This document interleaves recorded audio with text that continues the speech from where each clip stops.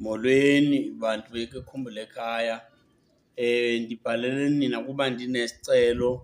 Bendifuna nindifunele isithandwa sam sentliziyo egama linguBrenda owakwaNgxola Ifani. Sasihlala kunye eziphunzane phaa emagaleni koo-17.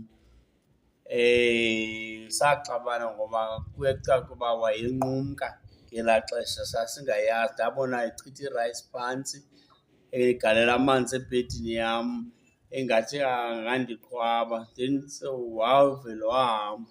Ngoku ndiyava waba nomntana, kuyacaca wayenqumka ngoku. Bendifuna abuyise umntanam. Vile wona amahemhem uba kuthiwa ukuba waye-ektha kwiThe Queen uFerguson, ikhona into izikhuntywana abaye bamnika, nabanye abantu kooNosomisto abamnika izikhuntyu.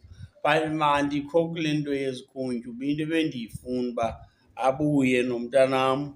Inga uThixo angandinceda indlela yam ibe ntle uyokhangela isithandwa sam.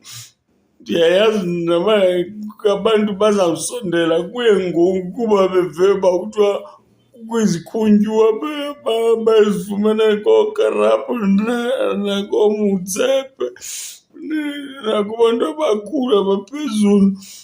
Like mna ingase afike imali le ingaphelanga uba yho ingaxuthwanga, akwazi ukwenza iinto zakhe.